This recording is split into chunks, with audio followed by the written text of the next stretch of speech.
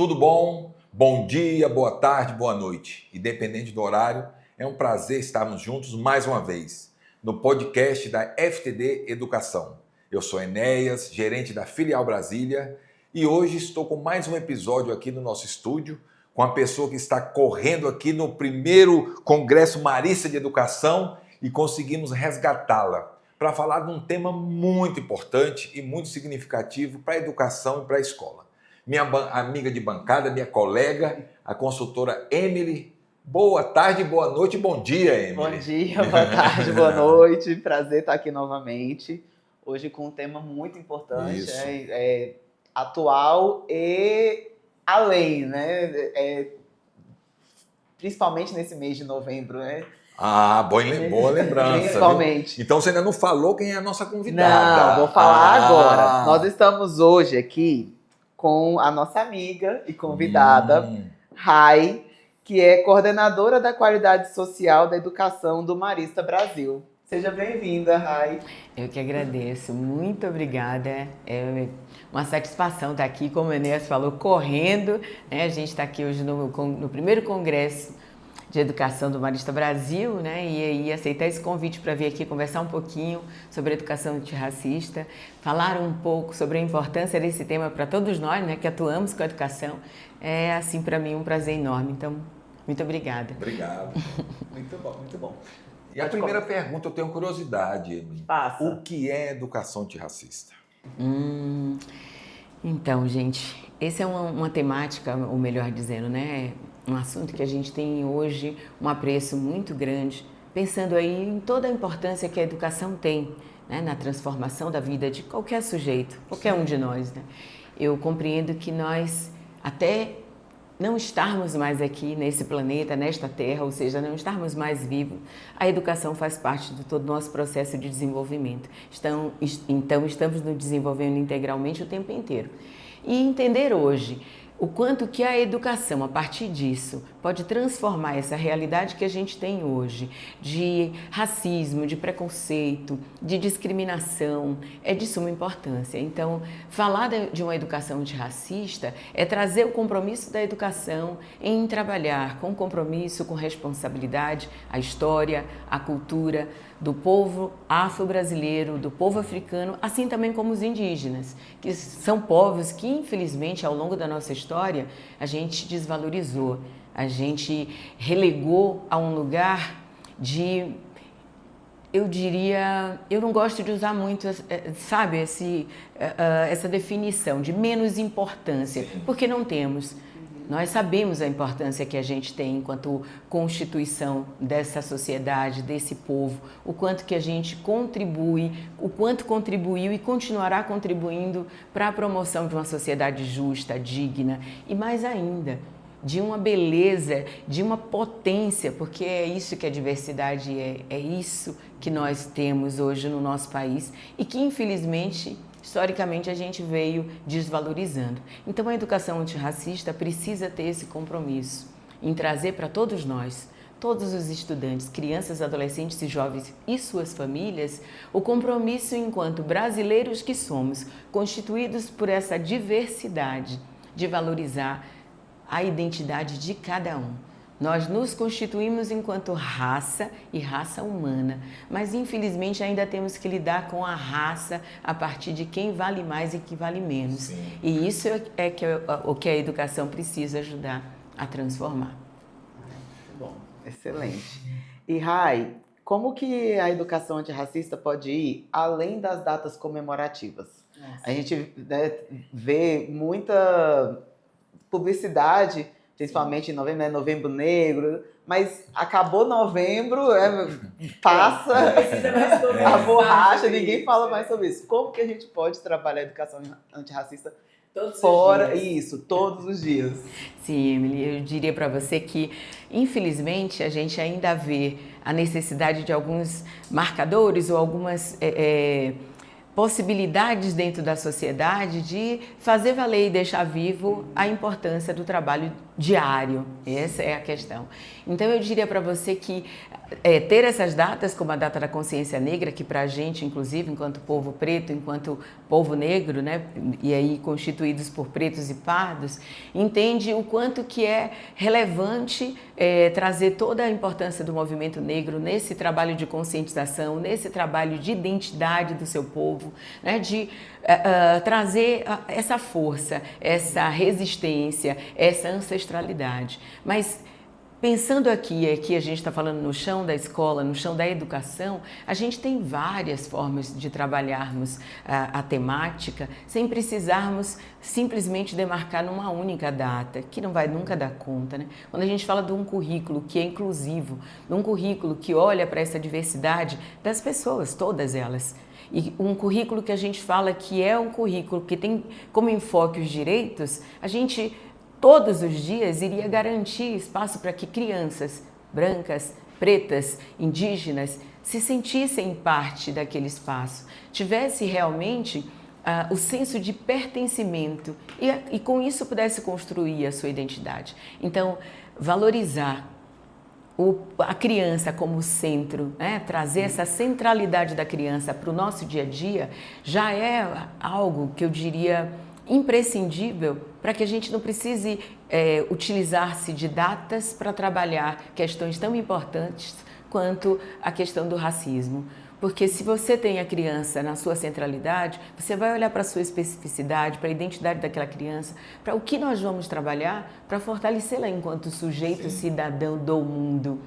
Então, eu traria para resumir, porque o professor tem uma responsabilidade, uma capacidade também criativa muito grande de pensar ao longo desse planejamento de aula nesse dia a dia, como ele vai abordar esse assunto, trazendo para os conteúdos que ele já tem. Ele não precisa parar a aula dele ou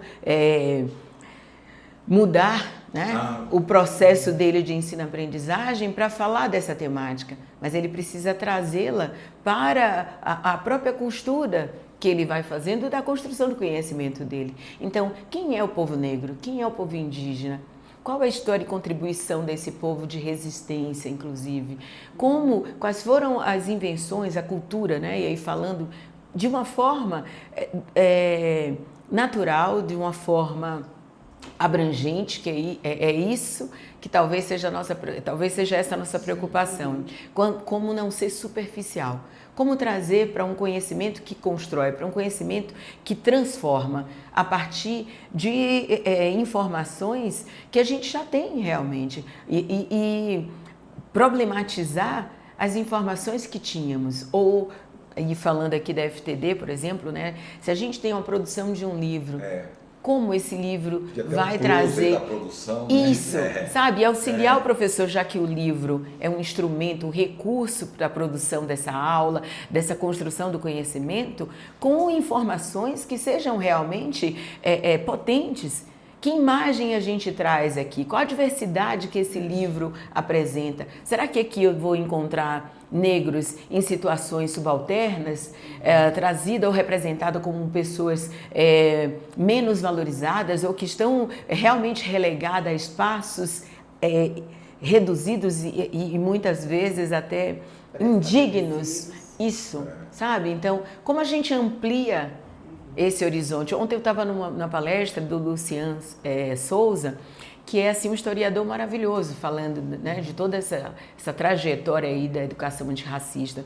E ele nos traz exatamente o quanto que dentro desse processo do dia a dia da sala de aula, o professor tem uma riqueza enorme a partir, inclusive, da própria história para recontá-la, para trazer esses marcadores, para trazer essas resistências. Quando a gente está falando de zumbi, quem foi zumbi?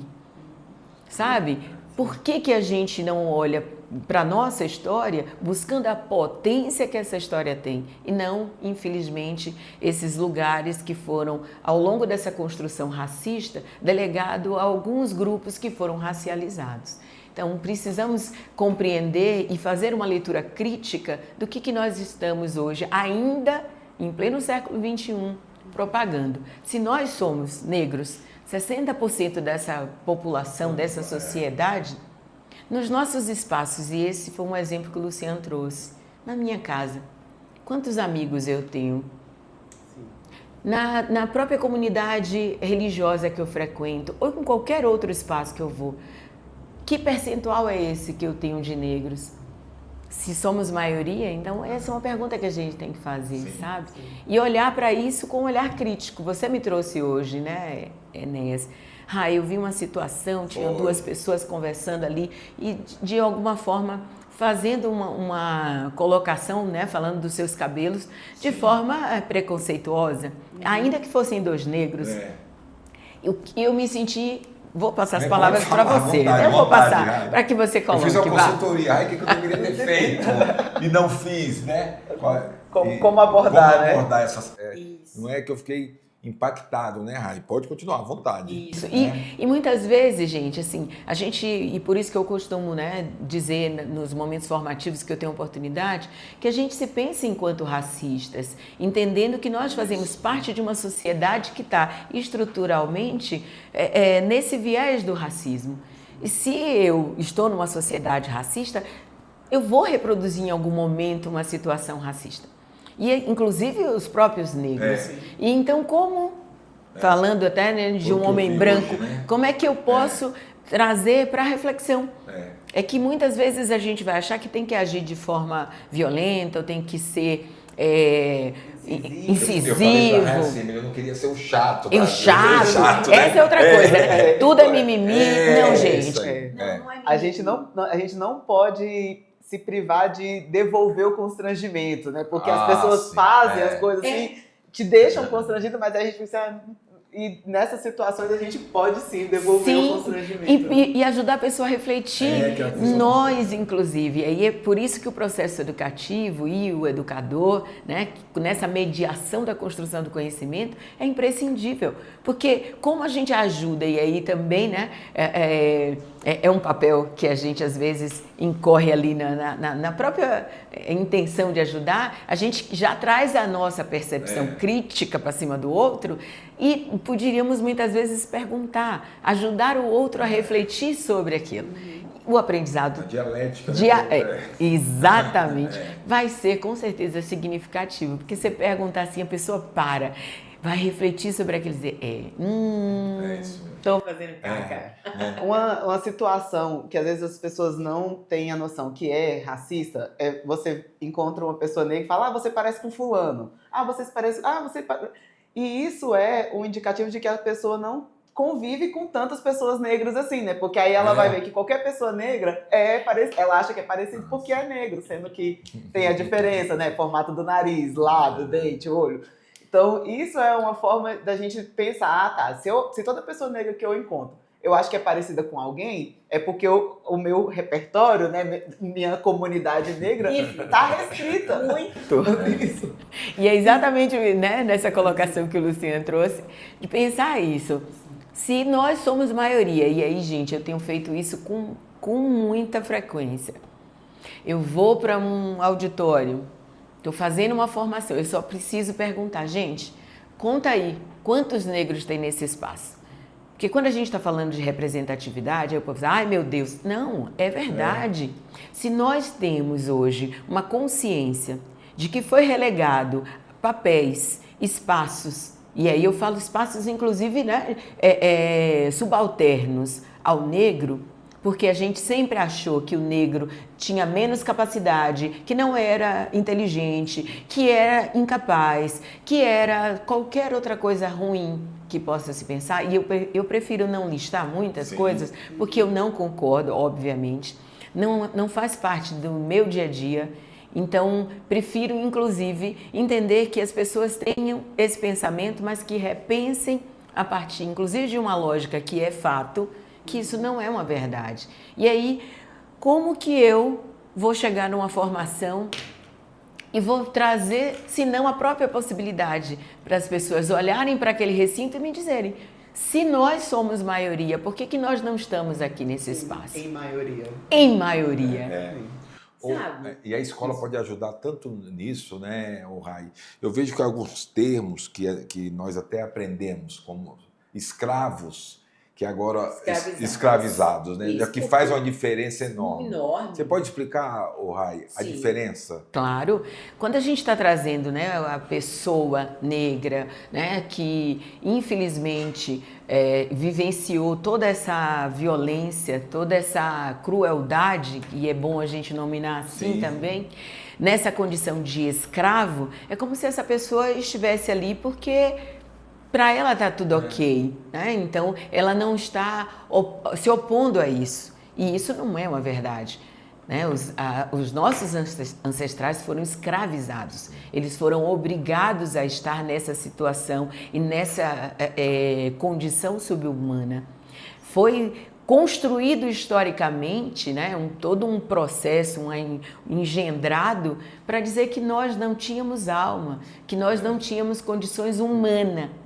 Então nós não podíamos ser considerados como humanos. E se não formos humanos ou se não somos humanos, podemos fazer tudo de pior com esses seres, inclusive trazendo ali, infelizmente, né, uma condição de ódio, de algo que a gente tem que extirpar. E hoje, infelizmente, isso ainda é uma realidade, porque a gente acabou de passar por uma situação que é humanamente imperdoável no Rio de Janeiro. Não tem desculpa, não tem justificativa para a desumanidade que foi feita naquele cenário, naquele contexto. São pessoas que têm alma, que têm sentimento, que têm família, que têm necessidade como qualquer um de nós.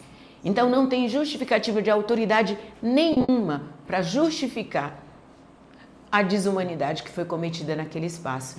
E me emociona porque ainda tem gente dentro da nossa sociedade, como sempre, fazendo com que isso se perpetue, com que isso seja realmente digno de ser aplaudido, pelo amor de Deus. E aí vai dizer que nós é que somos desumanos? Eu preciso perguntar onde está a desumanidade, porque ela realmente precisa ser trazido para todos nós com esse caráter de construção. E infelizmente, nesses últimos tempos, né, a gente pode dizer que a gente tem perdido cada vez mais, ou deixado, vou corrigir, a gente tem deixado de desenvolver a nossa humanidade. O que nos diferencia dos outros animais, para além da nossa inteligência, é essa humanidade que é construída no dia a dia um com os outros. Sim. Eu concordo. Realmente a gente está se endurecendo muito, né?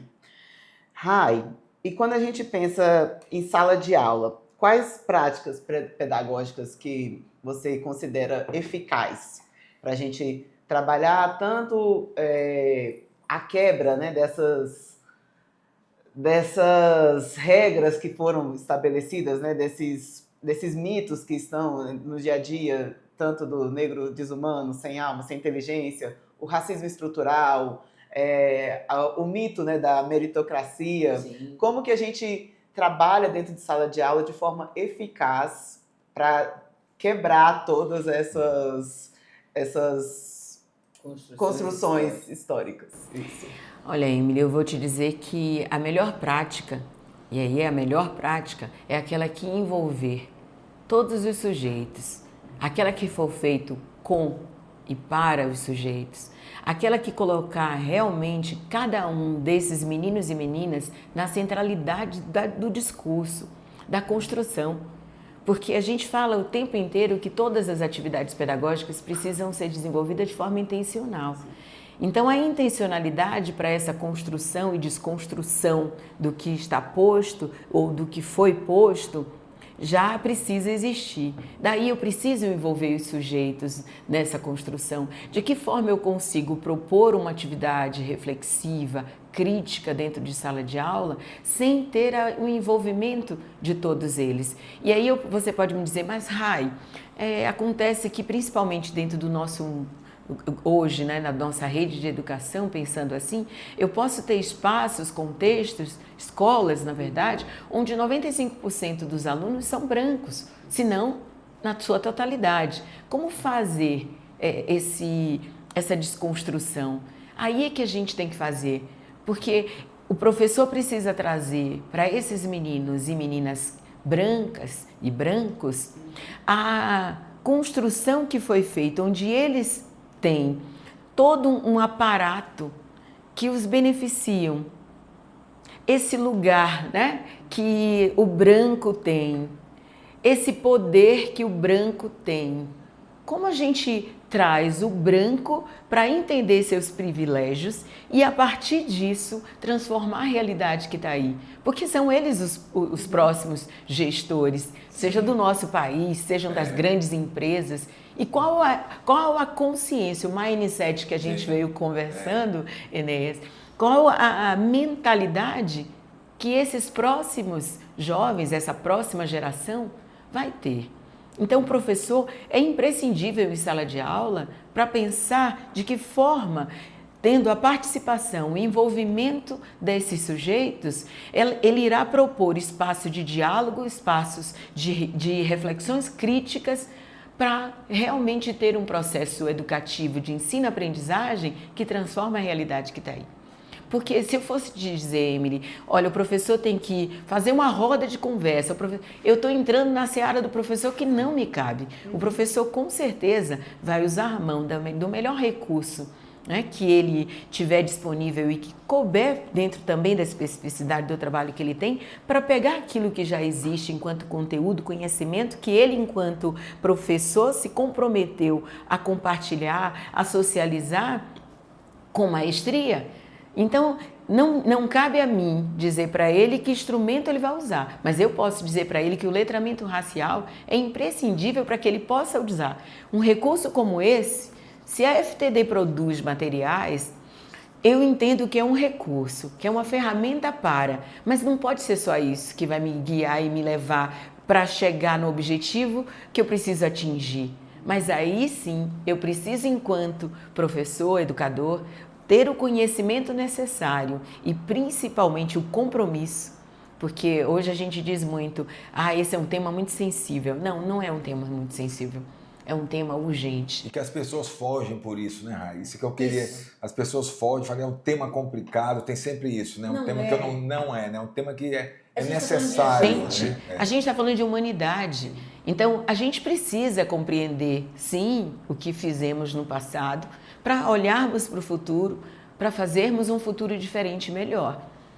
É claro que isso vai trazer desconforto, porque você olhar para uma realidade de violência, de perversidade, de um ser humano para o outro, requer que a gente também faça esse apartamento, se apartar um pouco dessa dor para compreender que tem meios, tem caminhos para seguir. E aí eu vou buscar de que forma eu consigo ser esse instrumento, sendo branco ou preto, para fazer essa construção, para fazer essa conversa, para fazer esse diálogo. Aí sim eu saio da inércia, do medo de trabalhar algo que eu sei que vai me gerar um certo desconforto, para buscar me fortalecer nessa construção. Porque não faltam recursos, vocês estão fazendo isso agora, mas além de vocês, se for no YouTube, vai encontrar um monte de conteúdos assim maravilhosos, com vários, música, né? Isso, e vários pretos e pretas falando sobre isso. Então não faltam exemplos hoje, sabe? Cida Bento, Conceição Evaristo, Sueli Carneiro, Neuza Souza, Grada Quilomba. Sim. Gente, eu acho que referência não nos faltam para que a gente possa ter isso como repertório, para a gente buscar os melhores caminhos dentro da minha sala, do meu contexto, que faça sentido. Mas eu trago uma outra dica para todos nós. A gente não pode fazer nada disso sem envolver as famílias. As famílias são partes imprescindíveis nesse processo de diálogo e participação. E aí, quando a gente diz, mas como a família vai receber isso? Se a gente trouxer a família para o espaço do diálogo, da compreensão dessa construção que está sendo feita na escola, ela vai tomar, com certeza, como partícipe desse processo e não como alguém que eu preciso saber o que é que está acontecendo. Então, esse também tem que ser um compromisso da escola de fazer um envolvimento adequado e intencional das famílias na discussão de qualquer que seja o tema. É porque aqui a gente está falando da educação antirracista, a gente está falando de olhar para um tema que hoje ou a gente caminha assim, e aí eu vou usar, né, o compromisso do próprio Brasil, do próprio país, em adotar a 18ª ODS, que vai falar sobre a igualdade étnico-racial, entendendo que se a gente não olhar para o enfrentamento ao racismo, com a responsabilidade e compromisso que a gente tem que fazer, a gente não vai ter um país sustentável, muito menos um planeta. Então, a sustentabilidade passa por colocar o humano na centralidade, e é o humano, todos nós, sem exceção. E principalmente essa questão do racismo, é importante que o branco, a pessoa branca, tome posse, porque foi ele que inventou o racismo, né? Então, não vem lá, então vamos chamar alguém, deixa que os negros se resolvam. Não, foram os brancos que inventaram, então é importante que estejam presentes, sim, nessa discussão. Rai, você falou dos ODS, que são os Objetivos de Desenvolvimento Sustentável, que é uma meta até 2030. E dentro dos ODS a gente tem o 4, que é Educação de Qualidade, o 10, Redução das Desigualdades, e o 18, que é a prática da promoção étnico-racial. Então, vamos falar um pouquinho sobre os ODS, como que a gente vai desenvolver, como que é o trabalho, porque é um trabalho que você está desenvolvendo também dentro do Marista Brasil. Isso, né? Importante. Verdade.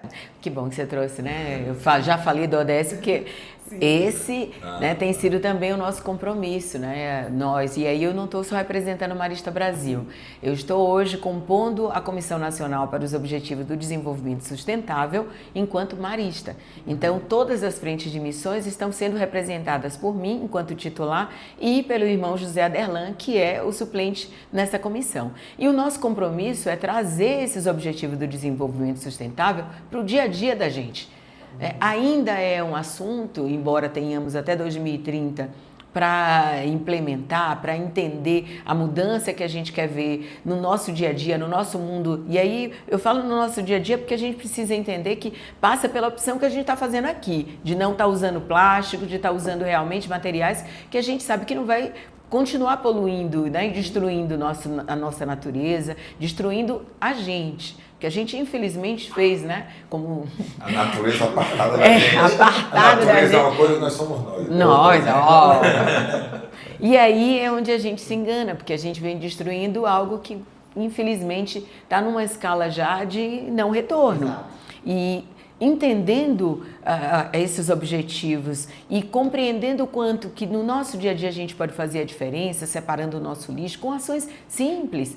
Mas é preciso que sejam feitas, é preciso que a gente, inclusive enquanto família, né, traga para os nossos filhos o compromisso de manter e cuidar da casa comum, que pode ser que ela não exista mais por ações e por comportamentos, atitudes que nós fizemos. E que hoje existe a possibilidade dessa consciência também, assim como a gente está fazendo com o racismo, né? Sim.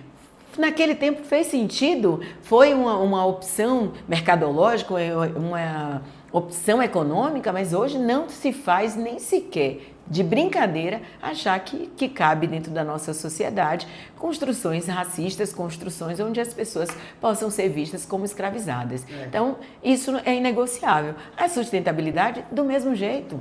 Se a gente não pensa e não olha para esses ODS, a gente está trabalhando hoje numa instituição de educação. Sim. Se a gente não promove essa educação de qualidade e com equidade, e precisa, e aí é importante olhar para a necessidade de cada um, quando a gente está falando da equidade, para não botarmos também todos na mesma régua, né? Nós somos diferentes, ponto. Isso não é problema, muito pelo contrário. É o que nos enriquece por termos essa diferença, todos nós. A gente trabalhar na igualdade perpassa a olhar para esse direito. Quando eu estou falando da promoção dos direitos, da garantia de direito, é inadmissível achar que um tem e o outro não tem que ter. Isso é inegociável. Mas quando a gente está falando de pessoas, a gente precisa saber que as pessoas são diferentes e precisam também ser atendidas na sua especificidade, na sua diferença. E ponto. E aí, olhar para uma educação de qualidade, eu hoje, quando você trouxe que eu atuo na coordenação da qualidade social da educação, é uma área voltada para as escolas sociais, que que são escolas que estão hoje localizadas em territórios de vulnerabilização e que precisam entender que, para além da qualidade do atendimento que faz dentro daquela unidade, precisa também ultrapassar, transpor os seus muros para fazer com que as políticas que ali estão acontecendo naquele território sejam assertivas, efetivas, e a gente pode contribuir com isso. Como a gente contribui para melhorar a realidade que nós estamos inseridos. Então, esse também é um compromisso a partir das ODS para territorializar essa compreensão, esse entendimento do compromisso da sociedade para manter e garantir que a nossa natureza, todos nós, né, como é que eu posso dizer, meu Deus do céu? Ecossistema? Esse ecossistema, e é mesmo para entender que estamos todos juntos e misturados. Só irá sobreviver, só irá persistir, só irá existir com o compromisso de todos nós. Então não pode estar aqui no governo, mas isso é uma coisa do governo, não, isso é um compromisso da sociedade. E a gente tem esse desafio até 2030 de ver todas essas metas, de ver todos esses ODS, esses Objetivos do Desenvolvimento Sustentável acontecendo no chão da escola, na nossa casa, em todos os espaços em que pessoas estejam ocupando, estejam fazendo parte. Porque eles não são desassociados, embora a gente trabalhe com 18, todos eles estão interligados mutuamente para garantir essa sustentabilidade do mundo que a gente precisa ver. O Emily, a Rai, além disso tudo que ela trabalha, ela também está trabalhando na organização do Congresso, que está lindo. Né? Hoje vamos fechar com chave de ouro, né? Estamos aguardando data mais. Olha só, né? Lindo. Eu resgatei ela rapidinho, né? E queria te agradecer, Rai, pelo seu momento, né? Pela sua boa vontade de ter vindo aqui conversar conosco. Tá? Aqui em Brasília, né? Tá sempre abertas as portas da FTD, né? Para essa formação, para a discussão de um tema tão importante. E gostaria que você fizesse suas considerações finais. E muito obrigado, Rai, de estar com a gente, viu? Agradeço, fico à disposição e digo que essa construção é nossa, de todos nós, tá? Vocês que estão assistindo a gente aí. Então, fiquem à disposição para entender que não estamos sós. Juntos, a gente vai conseguir fazer a diferença, entendendo que eu não sou nada sem cada um de vocês. E é nessa construção que a gente pretende, enquanto educação, ver aí a transformação que a gente quer ver no mundo, a mudança que a gente quer ver no mundo, entendendo que o sujeito, hoje, amanhã e sempre, tem que ser a centralidade. Então, muito obrigada e fico à disposição de vocês para qualquer outro. Obrigado, Rai. Muito obrigada, foi ótima a conversa. E é isso, né? A gente agradece a sua presença, a gente agradece todas as reflexões. E que a gente continue, né, trabalhando para que tudo isso que foi falado realmente se torne em ações. Muito obrigada, Rai. Obrigado, Emily. Emily é nossa consultora comercial. Né? Você viu que se preparou bem para esse momento, né? Parabéns, Emily. E vocês, continuem dando sugestão, passando esse vídeo no nosso canal para os colegas, para as escolas, sugerindo pautas e temas. Estamos aí à sua disposição. Um abraço, se inscreva no canal, né? FTD Educação Filial Brasília, nosso podcast. Um abraço.